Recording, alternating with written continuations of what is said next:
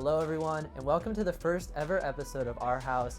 I'm your host, Chris Will, and joining me today and for every episode of Our House are two of my good friends. First of them, Matthew Schwam, a Silver Knights nominee. Someone tells me he's a wizard in DECA, placing at Worlds. Matthew Schwam, welcome to the show. Hello, Chris Will, and thank you for having me, sir. The second is our friendly neighborhood giraffe, FSPA award winner for his sports commentary, Ethan. Welcome. Thanks, Chris, man. I'm so excited to get this thing going. I am too. We have a lot of great things to discuss, so without further ado, sit back, relax, and welcome to Our House.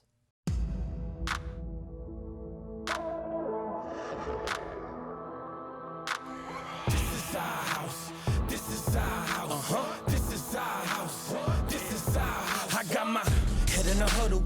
You know they in trouble. We bustin' they bubble. I know that we playing a game, but this gon' get real and turn into scuffles. The way I'm gon' touch you, every tackle I make gon' turn into fumbles. They turning over the ball. My defensive line make sure that I score. Now all you gon' hear is a brawl.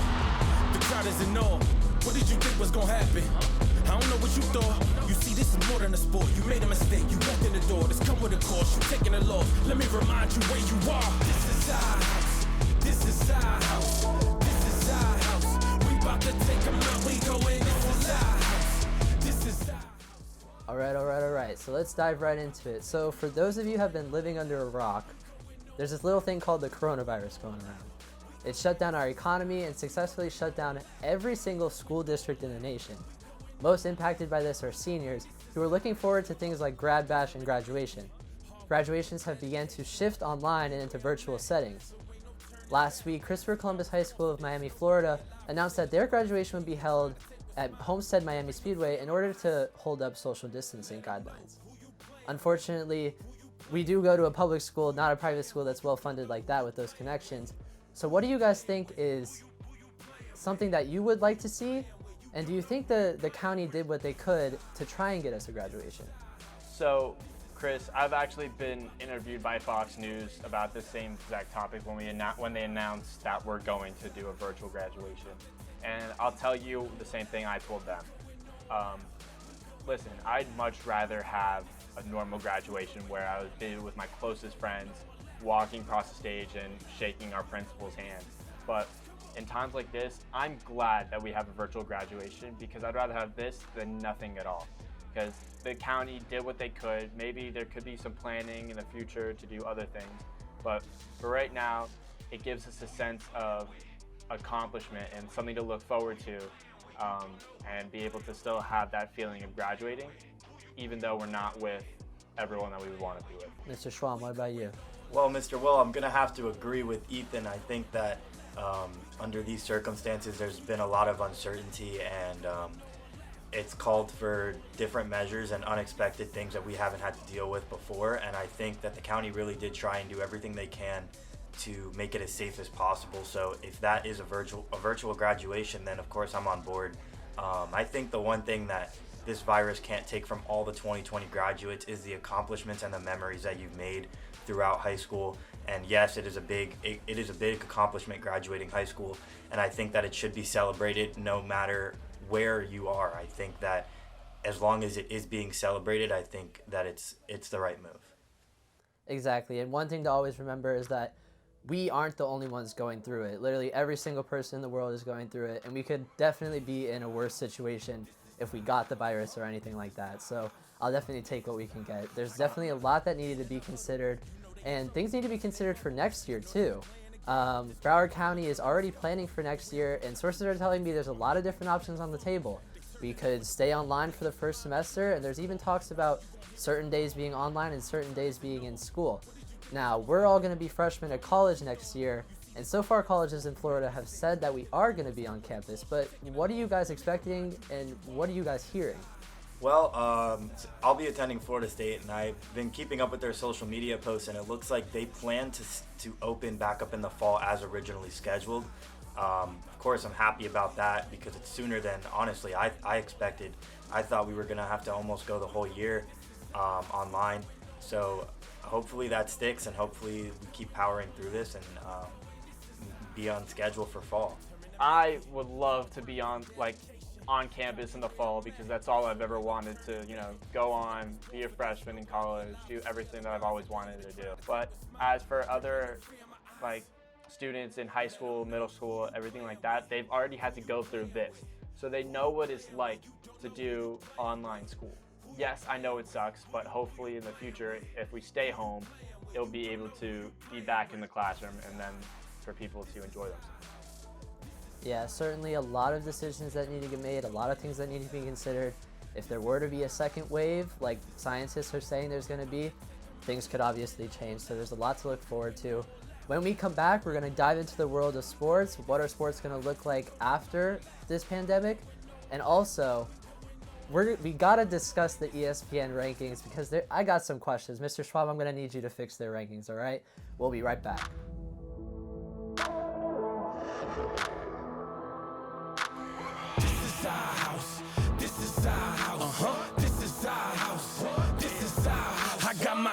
In a huddle, you know they in trouble, we bustin' they bubble. I know that we playing the game, but this gon' get real and turn into scuffles. The way I'm gon' touch you, every tackle I make gon' turn into fumble. They turning over the ball, my defensive line make sure that I score.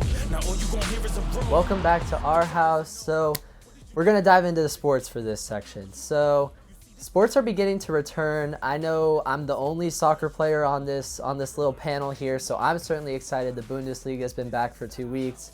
Premier League, Serie A, and the MLS actually have also just announced that they'll be returning. And of course for you guys, the NBA has just announced that they are going to propose to the owners a 22-team tournament, 13 teams from the West, 9 teams from the East, and it'll all be based in Orlando, just like the MLS will. So obviously we are going to be college freshmen. One of the biggest things about the college experience is college football. Now, Texas governor just announced that they would be allowing 25% capacity, but other states are left to determine that. So what are you guys expecting to have in the fall when it comes to sports? So, listen, I would love to be in the swamp in Ben Hill Griffin Stadium watching the Gators destroy the Seminoles, even though it's going to be in Tallahassee. But listen, that's all I want. I would love to do that. But right now, with everything going on, I don't know if I want to. And with the NBA and the MLS and all of those other sports planning on playing in Orlando at, ESPN, Disney, Wide World of Sports. Yes, they have the capacity for all those teams, but keep in mind that there's a lot of people for each team there. That's over like 20,000 people or something like that. That's a lot of people to have in one specific area, and that could have people be exposed to the virus. So I really don't think that that's all of a smart idea. And then when you go to college sports and college football, I can't imagine, especially in Florida with numbers still rising, I can't imagine that NCAA is going to allow a lot of fans or even 25% fans in the stadium at once. I just don't see that there will be fans in college football this year.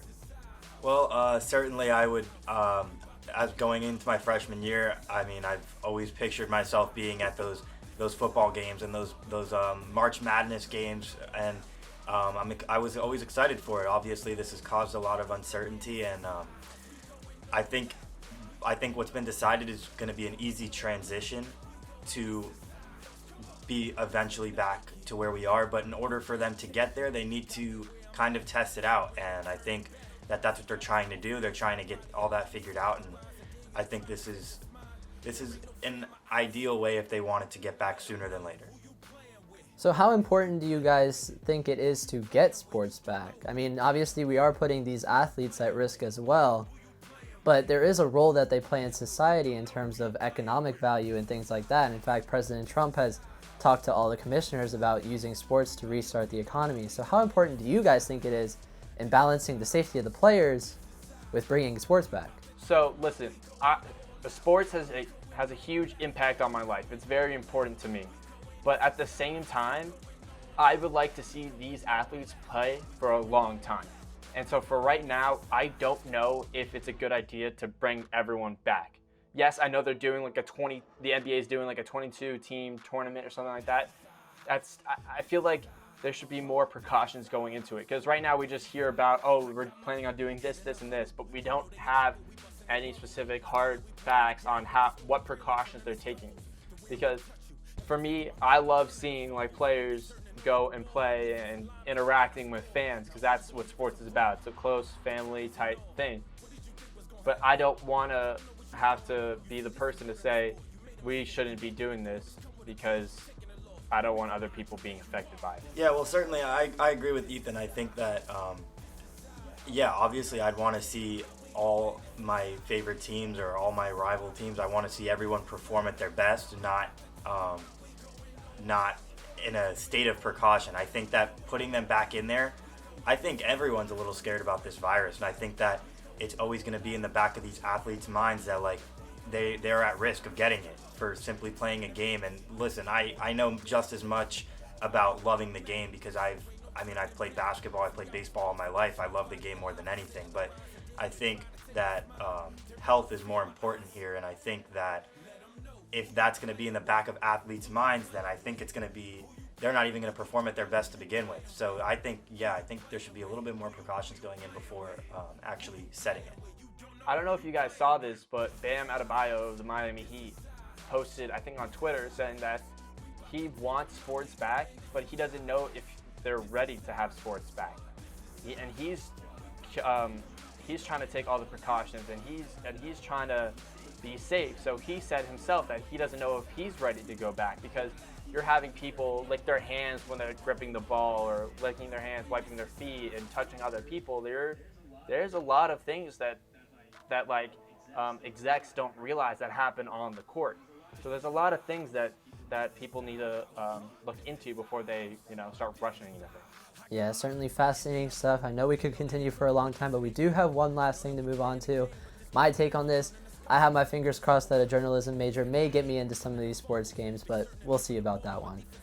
Up next, so ESPN just came out with their all-time NBA player rankings, and there are a few little shockers on there. Most notably, Michael Jordan was ranked at number 1, LeBron ranked at number 2, and what shocked me the most was the late great Kobe Bryant ranked at number 9, behind the likes of Tim Duncan, Larry Bird. So, Mr. Schwab, I've seen your list. I need you to fix this for ESPN real quick. Well, I'll start from the bottom up. So I'll start with number 5. I think that number 5 should go to Magic Johnson. That can't be argued. He's got to be somewhere in that top 5. An amazing passer, an amazing player, and much worthy of a top 5 spot. Number 4, another Laker, Kareem Abdul-Jabbar. No, not much of an argument here. Another fantastic player.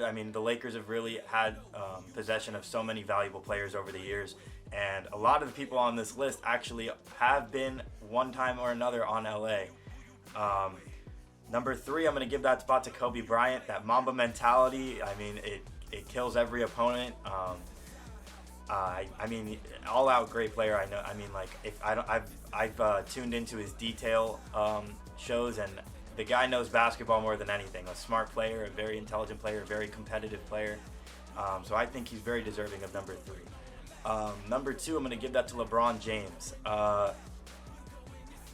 He had to be either number 1 or number 2. The guy's arguably the greatest athlete in the world right now.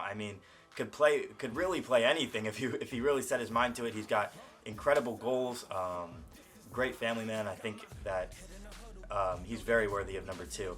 And number 1, I'm going to give that one to Michael Jordan, best player I've ever seen play the game of basketball. Watching that guy play, it inspires you it inspires people like me to play even more. I want to get out there. I want to perform to my greatest. I want to bring together a team like he does. I know he knows how to make a team gel, and that's what makes him so worthy of this number 1 spot for me. All right, Ethan, I'll let you counter that with your rankings. Okay, so my rankings are a little weird. I personally think that the top 10 NBA players of all time all have the right to be in the top 5. You're talking people like Kobe, Magic, Larry Bird, Tim Duncan. I think they all deserve to be in the top 5 because of what they did for the game and what they have done and accomplished. But if I were to have to narrow it down to my top 5, I'm going to have to go at number 5, Bill Russell. You can't argue with 11 NBA championships. I know it was a different time, but 11. It's never been done before. And you got to go with Kareem Abdul-Jabbar. I think, correct me if I'm wrong, but one of the top scorers of all time, has the most points, something like that. And then Wilt Chamberlain. There's no one like him, and there's still no one like him today. And then, listen, the LeBron-Jordan debate, it's a hard thing to put together, because you have LeBron, who, like Matthew said, was one of the greatest athletes of all time, and I 100% agree with that, because I grew up in the LeBron era. I didn't grow up in the MJ era. And then you got Michael Jordan, 6 championship rings. It's just, to me, I personally think that LeBron is more of a skilled player than MJ. I think MJ's got more of like that driven and championship winning, like why he has 6 rings. But to me, I'm going skill over passion and heart. So I'm putting LeBron at 1 and MJ at 2. Well, I mean, I agree with Ethan in the sense that that 1 and 2 spot is very hard between Michael Jordan and LeBron James. It's been a debate for a very long time now, and yeah, he's right that they did play in 2 different eras. They're 2 completely different players. I mean, LeBron James is this athletic, bulky dude. I mean, he dunks. He can shoot a little bit. He can do a little bit of everything. Michael Jordan was mainly known for his shooting, his mid-range game, and I think it's 2 very different performances to compare. I would have to put Michael Jordan over LeBron though, because Michael Jordan kind of made basketball what it is today. In my humble opinion, Michael Jordan made basketball what it is today. And yeah, LeBron James has taken over in that sense in this era and has pushed basketball to be what it is now. So don't get me wrong, LeBron is very worthy of that number 1 spot, but we can't forget about who started it all. And I think a lot of the people, when you think basketball, you think it originated from Michael Jordan. I mean, when you first look at how, like, when the game really became something special, I think you look at Michael Jordan's game, and I think that's what puts him at number 1. He's the first thought to cross your mind. Matthew, I don't disagree with you at all about that, but let me ask you this.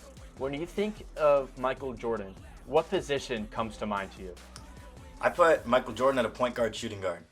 Okay, so he's mostly known for a shooting guard, but when you think of LeBron, you think of all these different positions. He came into the league at a point guard, transitioned his way to a shooting guard, then a small forward to a power forward, now back to a point guard. The only person that's been able to do that since was Magic Johnson, who came into the league as a center, made his way all the way down to a point guard. The fact that LeBron can be able to play all these different positions in this era, that's unbeaten.